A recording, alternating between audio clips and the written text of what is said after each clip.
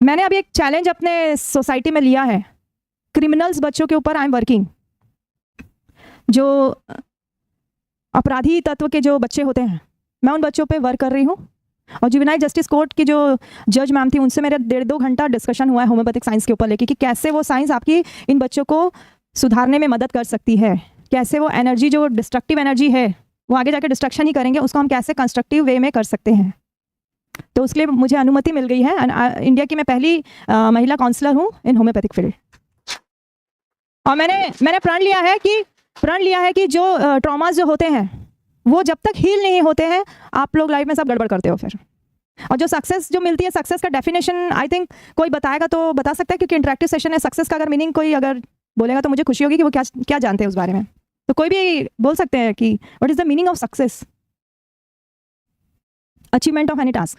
ये तो मैकेनिकल हो गया। अचीवमेंट ऑफ टास्क से आपको क्या मिल रहा है?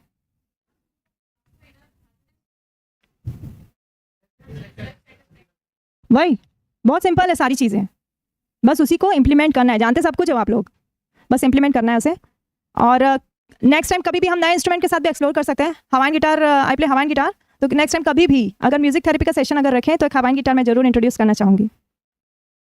तो आप अपने लक्ष्य की ओर, मेरी शुभकामनाएं हैं कि आप लोग अपने लक्ष्य की ओर जिस गति से बढ़ रहे हो, इन सारी थेरेपीज़ के हेल्प से अगर ज़रूरत पड़े तो, ज़रूरी नहीं इंसान बीमार होकर जाए, हेल्दी कंडीशन में भी you can take help of others और आप अपने लक्ष्य को पहुंच सकते हो।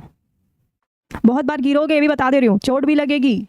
वो चोट लगेगी तो उसको मरहम पट्टी के लिए बहुत सारे लोग समाज में भी मौजूद हैं। राजीव सर हैं और यहाँ बैठे बैठे बड़े बड़े हस्ती हैं मौजूद, जिन्होंने अपने जीवन के अनुभव से काफ़ी कुछ सीखा है। और वो यहाँ पे आप लोग को एक्सपीरियंसेस और अनुभव जो बताते हैं वो बहुत काम की चीज़ होती। क्यों? क्योंकि अपन लोग साइंस, मैथ्स, आर्ट्स, कॉमर्स यही सब्जेक्ट्स में फंसे हुए हैं, लेकिन एक्चुअल सबसे इंपॉर्टेंट सब्जेक्ट जो होता है, जो हम भूल जा रहे हैं, बच्चों को सिर्फ ऐसे पढ़ाते, वो है वैल्यू एजुकेशन, मॉरल साइंस।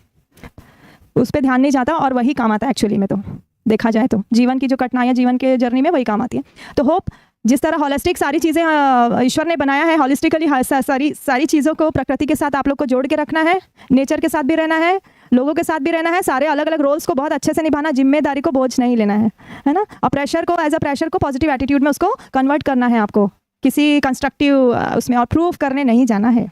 तो दिस आर द थिंग्स। हालांकि बहुत सारी चीज़ें होती है, लेकिन इतने शॉर्ट टाइम में मैं जितना हो सका मैं आप लोगों से शेयर की हूँ। और होप कि कुछ सालों बाद जब हम कहीं मिले तो आप लोग हमसे ये कहा कि मैं उस पद पे हूँ, तो मुझे बहुत खुशी होगी।